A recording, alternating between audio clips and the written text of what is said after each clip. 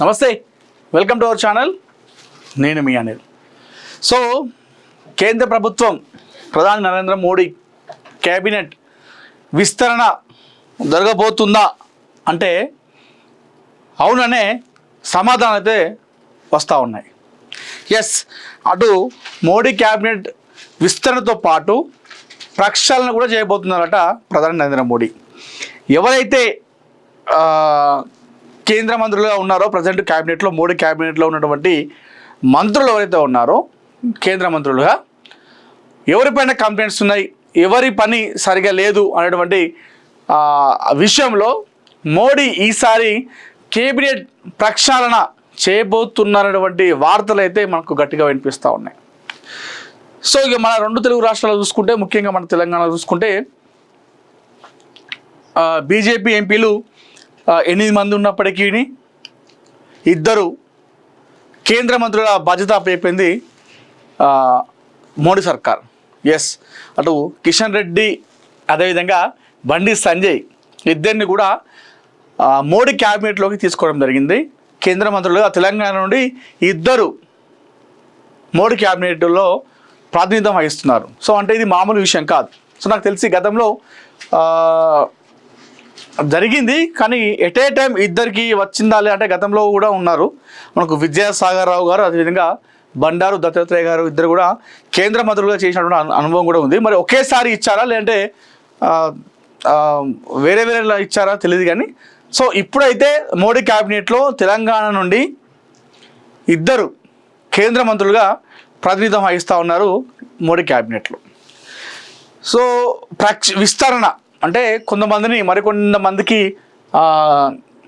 కేంద్ర మంత్రి పదవి బాధ్యతలు అప్పచెప్పడం, అదేవిధంగా ప్రక్షాళన అంటే ఆల్రెడీ ఎవరైతే కేంద్ర మంత్రులుగా ఉన్నారో, బాధ్యతలో ఉన్నారో వారిని పక్కన పెట్టి వారి ప్లేస్లో వేరే వాళ్ళకి అవకాశం ఇవ్వడం అనేది ప్రక్షాళన కూడా చేయబోతున్నట్టుగా అయితే మనకు వార్తలు అయితే వస్తూ ఉన్నాయి. అయితే ఈ నేపథ్యంలో మనకు తెలంగాణ నుండి అటు కిషన్ రెడ్డి అదేవిధంగా బండి సంజయ్ ఇద్దరు కూడా ఉన్నారు. అయితే తెలంగాణలో ఉన్నటువంటి ఒక కేంద్ర మంత్రిని కేబినెట్ నుండి తీసేసి మరొకరికి అవకాశం కల్పిస్తున్నారు అనేటువంటి వార్తలు అయితే చాలా చెక్కలు కొడుతున్నాయి. సో మరి అది కేబినెట్ ఎక్కడ కూడా అఫీషియల్గా అయితే ఎవరు కూడా ఇవ్వలేదు. ఏ బీజేపీ నాయకుడు కానీ, రాష్ట్ర నాయకులు కావచ్చు, అదేవిధంగా ప్రెసిడెంట్ బీజేపీ రాష్ట్ర అధ్యక్షుడు రామచంద్రరావు కావచ్చు, అదేవిధంగా అక్కడ ఉన్నటువంటి అమిత్ షా కావచ్చు,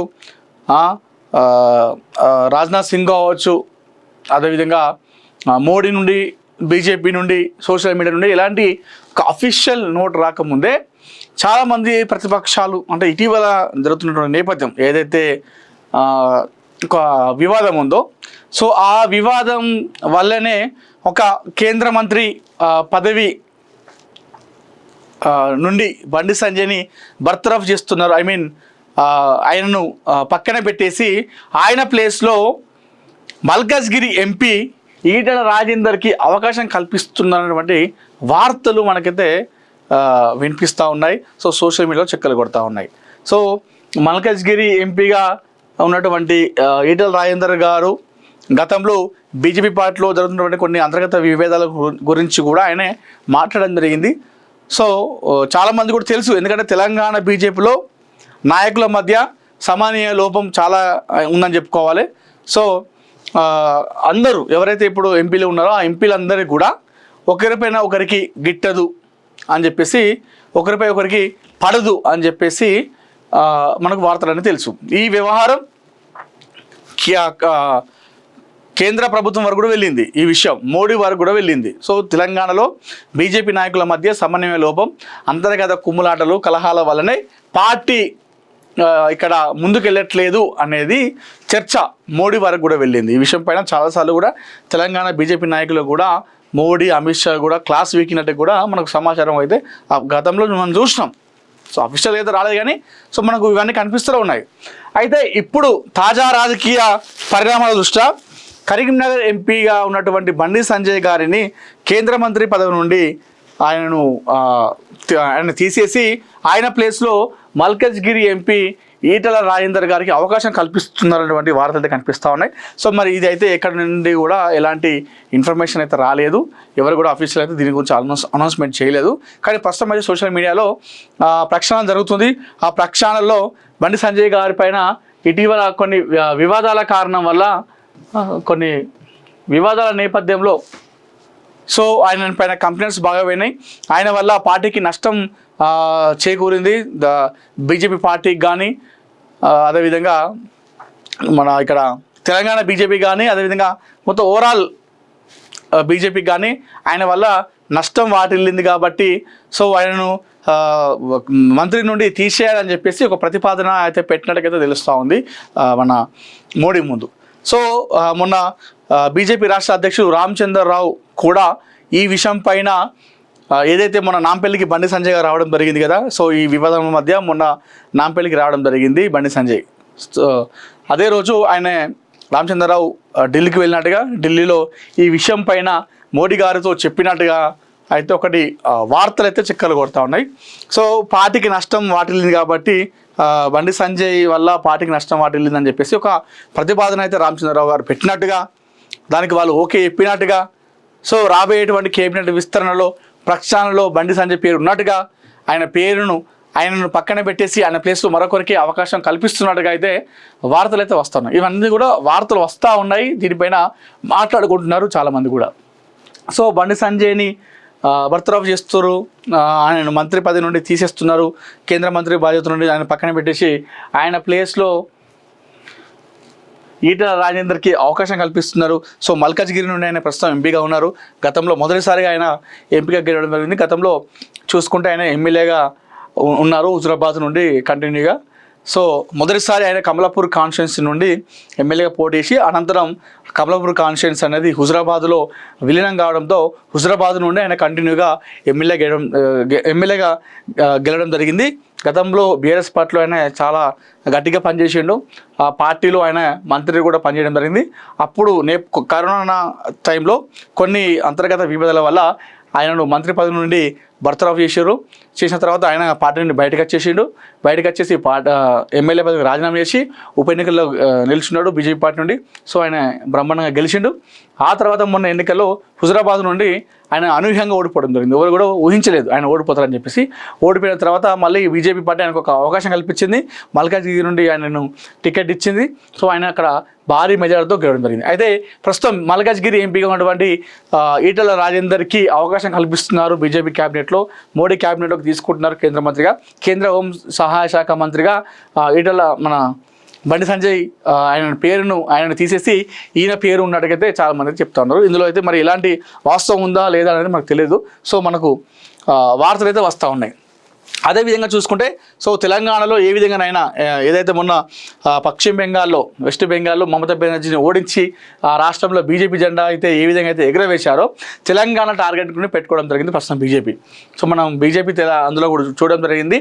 నెక్స్ట్ తెలంగాణ అని చెప్పేసి ఒక పోస్ట్ పెట్టడం జరిగింది. సో అంటే ఏదైతే వెస్ట్ బెంగాల్ ఎలక్షన్ ముందు కూడా బీజేపీ పార్టీ ఇదే తరహాలో నెక్స్ట్ టార్గెట్ వెస్ట్ బెంగాల్ అని చెప్పేసి పెట్టింది. సో తర్వాత మొన్న అక్కడ వాళ్ళు అధికారాన్ని చేపట్టింది. సో అక్కడ ఎలక్షన్ అయిపోయిన తర్వాత సేమ్ అదే బీజేపీ సోషల్ మీడియాలో నెక్స్ట్ టార్గెట్ తెలంగాణ పెట్టడం జరిగింది. అంటే ఏ విధంగానైనా ఈసారి తెలంగాణలో బీజేపీ పార్టీని బీజేపీ జెండాని ఎగరవేసే దిశగా అయితే అడుగులు వేస్తూ ఉన్నారు. ఈ నేపథ్యంలోనే సో కొన్ని ప్రక్షాళన చేస్తూ ఉన్నారు, కొన్ని విస్తరణలు చేస్తూ ఉన్నారు. పార్టీని ఏ విధంగా ముందుకు తీసుకోవాలి, పార్టీకి నష్టం చేకూర్చేలా ఎవరు చేసినా కూడా వారిపైన చర్యలు తీసుకునే విధంగా అయితే అడుగులు వేస్తూ ఉన్నారు. అయితే ఈ చర్యలో భాగంగానే బండి సంజయ్ పైన ఈ వేటు వేస్తున్నట్టుగా అయితే మనకు తెలుస్తూ ఉంది. సో అదే తరహాలో నిజామాబాద్ ఎంపీగా ఉన్నటువంటి ధర్మపురి అరవింద్. సో ధర్మపురి అరవింద్ అంటే మాస్ లీడర్. ఏ విధంగా అయితే బండి సంజయ్కి ఏ విధంగా అయితే అభిమానులు ఉంటారో ఒక మాస్ ఫాలోయింగ్, అలాంటి అభిమానగానమే మన ధర్మపురి అరవింద్ కూడా ఉందని చెప్పుకోవాలి. సో బీజేపీ పార్టీ తెలంగాణలో అధికారాన్ని చేపట్టాలంటే ఒక మాస్ ఫాలోయింగ్ ఉన్నటువంటి లీడర్ రాష్ట్ర అధ్యక్షుడు అయితేనే ఇది సాధ్యమవుతుంది. ఏదైతే గతంలో బండి సంజయ్ ఆయనను రాష్ట్ర అధ్యక్ష పదవి చేపట్టినప్పుడు సో రాష్ట్రంలో బీజేపీ పార్టీ చాలా అంటే చాలా బలంగా పుంజుకుంది. అప్పుడు ఆ టైంలో మన ఏదైతే మన చాలామంది కూడా బీజేపీ పార్టీని ఫాలో కావడం జరిగింది. సో సభ్యత్వం ఇందాకనే అండి, సభ్యత్వం చాలామంది లక్షల్లో వచ్చి తీసుకున్నారు. బండి సంజయ్ అధ్యక్ష పదవి ఉన్నప్పుడు బీజేపీ పార్టీలో సంచలనం నుండి మార్పు వచ్చింది తెలంగాణలో. వాస్తవంగా కూడా ఇది ఒప్పుకోవాలి. నిజమే, మీరు నమ్మినా నమ్మకపోయినా ఇష్టం ఉన్నా లేకపోయినా ఇది ఒప్పుకోవాలి. బండి సంజయ్ బీజేపీ పార్టీ తెలంగాణ రాష్ట్ర అధ్యక్షుడు ఉన్నప్పుడు బీజేపీ పార్టీ అనేది చాలా అంటే చాలా బలంగా పుంజుకుంది, చాలా ముందుకెళ్ళింది. ఎందుకంటే మనకు బీజేపీ పార్టీ అనేది ఎక్కువ నగరాల్లో ఉంటుంది. ఇప్పుడు అంటే ఎక్కడంటే ఇప్పుడు ఇది హైదరాబాద్ అనుకోండి, ఇట్లాంటి నగరాల్లో, నిజామాబాద్ సిటీ, కరీంనగర్ సిటీ, అట్లాంటి ప్లేసెస్లోనే బీజేపీ పార్టీకి ఎక్కువ ఉంటారు. ఊళ్ళలోకి వెళ్తే ఎక్కువ ప్రాంతీయ పార్టీలకే మక్కువ చూపిస్తారు ఎక్కువ ప్రజలు.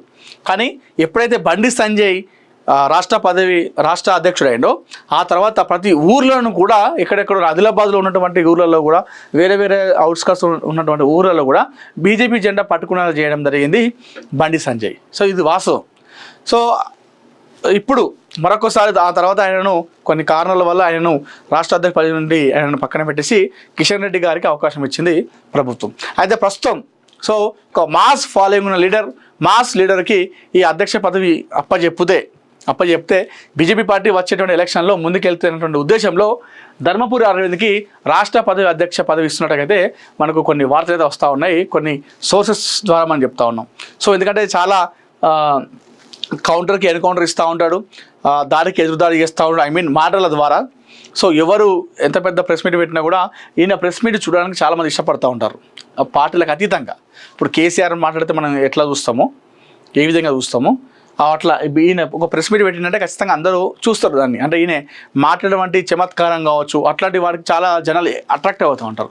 సో అట్లా అట్రాక్టివ్గా స్పీచ్ ఇచ్చినటువంటి ధర్మపురి అరవింద్కే కేంద్ర అక్కడ ఉన్నటువంటి మోడీ ప్రభుత్వం తెలంగాణ రాష్ట్ర అధ్యక్ష పదవి బాధ్యతలు చేపట్టాలని చెప్పి చూస్తున్నట్టుగైతే మనకు తెలుస్తూ ఉంది.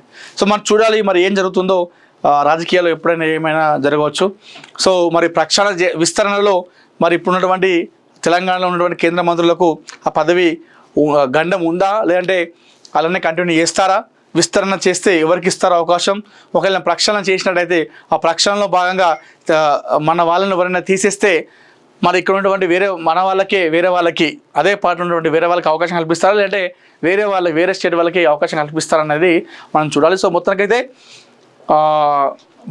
ఈటల ఇన్ బండి అవుట్ అని చెప్పేసి అయితే మనం కొన్ని వార్తలు అయితే చూస్తున్నాము. బీజేపీ రాష్ట్ర తెలంగాణ అధ్యక్ష పదవికి ఈయన పేరును, మన ధర్మపురి అరవింద్ పేరును అయితే కేంద్రం చూస్తున్నట్టుగా అయితే మనకు కొన్ని సోర్సెస్ ద్వారా అయితే అందుతుంది.